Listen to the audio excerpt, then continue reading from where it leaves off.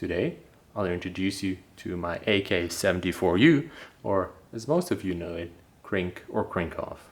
I'll talk about the features of this rifle, I'll compare it to the full-sized AK-74, and then I'll talk about the upgrades I did to this particular rifle and explain why I did those. So the Krink was made for support troops, which just needed a personal defense weapon, and vehicle crews, which don't have the space for a full-length rifle. So let's think of tank crews or chopper crews. So when comparing the Krink to its longer sibling, we can see that obviously the barrel is a bit longer. We have slightly longer fixed stock. The receiver itself is fairly the same dimensions, with a bit of a change in the trunnion and obviously shorter handguard on the Krink. Now, talking about these two rifles, they're both Bulgarian. The Bulgarians made lots of licensed copies of the AK-74 and obviously still do. And both of them are made by a company called ISD. I'm really happy with both of those rifles. The quality is perfectly fine and I didn't have any trouble with either of them, even after quite a few rounds through both of them. So now that we see the difference in size, let's talk about some more specific differences. That is, the rear sight of a Krink-off is actually mounted to the Dustcover. So you have this little notch here and you can actually flip it over. So this is basically any distance up to 300 meters. This is 400 to 500 meters. It's a bit optimistic. I don't know when you would ever want to shoot this rifle on a distance bigger than, let's say, 150, 200 meter. I'm sure you can get reasonable results up to 300 meters, but anything further than that, I think you're kind of stretching the capabilities of a short barrel.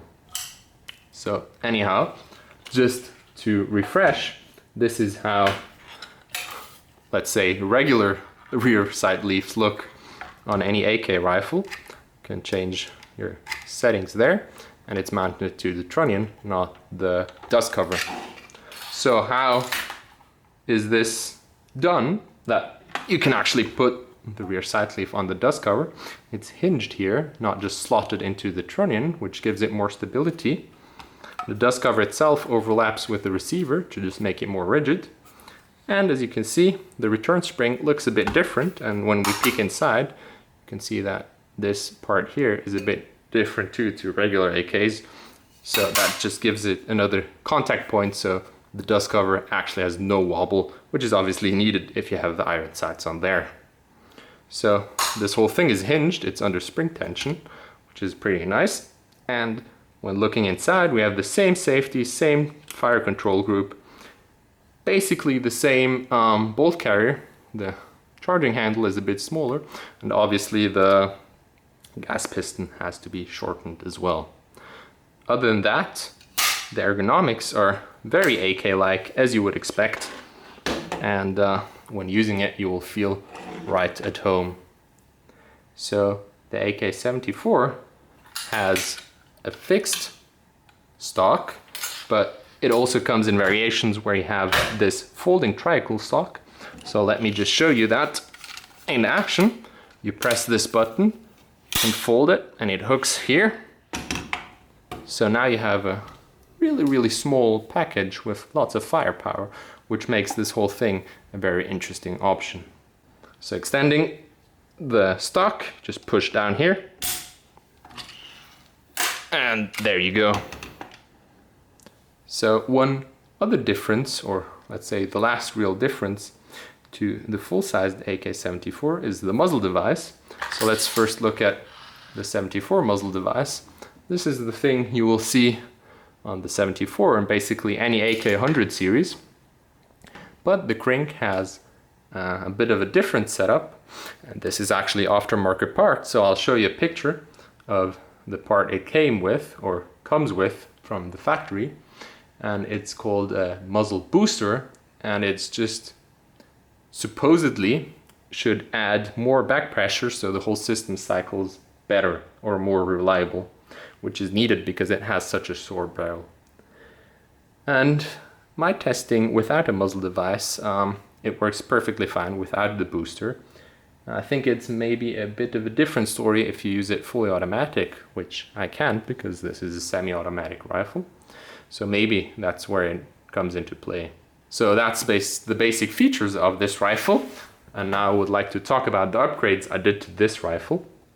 So first of all, as I do with any rifle, I add some kind of sling, because in my opinion this is the most essential upgrade you can do. If you don't have a rifle with a sling, it's kind of a burden. So I added this bungee 1-point sling, which works really well for short barrel rifles. And the attachment point was already given, so that was kind of a no-brainer. Please make sure to watch my videos on different kinds of sling and their pros and cons if you haven't seen that. So after adding the sling, I added 2 cheap additions to this rifle. So first of all, folding stock is nice and it looks cool, right? But it has also downsides. So it does get a bit slippery if you're using this buttstock on, let's say, a winter jacket if it's cold outside. So adding this kind of grip tape just adds more friction, and I'll have to replace this at one point, but that's a really cheap addition which improves the ergonomics, especially in cold temperatures. Talking about cold temperatures, this paracord doesn't just look pretty, but it also serves an actual purpose. So since this is metal instead of wood or polymer, it can get quite cold. So if you rest your chin here, you don't want to freeze to the metal. So adding this paracord makes it more comfy, so your chin is here. And another thing is, next to it not being cold or as cold, it helps you indexing. So if you holster the weapon quickly and your chin touches this, it helps you to index where your face is and where it's supposed to be. So this isn't just for looks, but actually serves a purpose. So the next upgrade I did, which I like to do with AKs to improve their ergonomics, is to add a new safety lever. This is from Krebs Customs. So instead of having to reach forward to disengage the safety, you can just use this tab. So it's just faster and more comfy to do so.